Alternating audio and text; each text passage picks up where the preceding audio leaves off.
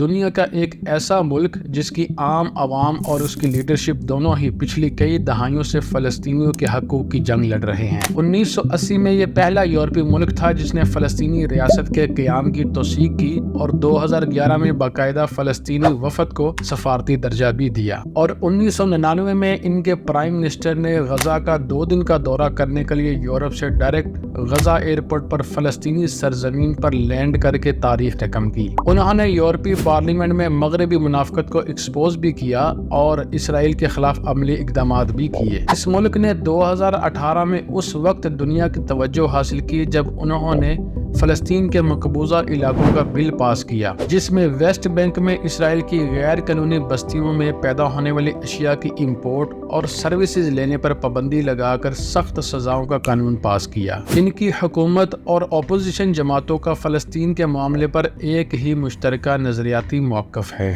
دبنگ سمجھے جانے والے نمایاں سیاستدانوں میں کلیئر ڈیلی، رچرڈ بوائڈ اور مائک ولاس ہے، اور یہ ملک آئرلینڈ کہلاتا ہے۔ زیادہ تر مغربی ممالک کی لیڈرشپ اسرائیل کے مظالم اور اس کے جرائم کے باوجود اس کی حمایت کرنے کے ساتھ اس کی مدد بھی کرتے ہیں، جبکہ مسلم ممالک کی لیڈرشپ فلسطینیوں کے لیے صرف لفظی حمایت ہی کرتے ہیں۔ لیکن اس کے برعکس پوری دنیا کی عام عوام کی اکثریت فلسطینیوں کی حمایت کرتی ہے، جس کا اندازہ آپ اس وقت دنیا بھر میں ہونے والے احتجاجی مظاہروں سے لگا سکتے ہیں۔ بیشتر مسلمان ممالک کی لیڈرشپ OIC اور UN جیسی آرگنائزیشنز انٹرنیشنل اسٹیبلشمنٹ کی انسٹرکشنز کو فالو کرتے ہیں۔ ہمیں بحیثیت انسان انفرادی اور اجتماعی طور پر دنیا میں ہونے والے ہر ظلم کے خلاف اور مظلوم کا ساتھ دے کر اپنی استطاعت کے مطابق آواز بلند کرنا اور کسی بھی پلیٹ فارم سے اور کسی بھی درجے میں رہ کر اپنی جدوجہد کرنا ہماری ذمہ داری ہے، خواہ ہم کسی بھی مذہب، قوم اور نسل اور رنگ سے تعلق رکھتے ہیں، کیونکہ برائی اور ظلم اسی وقت بڑھتا ہے جب معاشرے کے عام لوگ اس کے خلاف بولنا یا اس کے خلاف آواز اٹھانا بند کر دیتے ہیں۔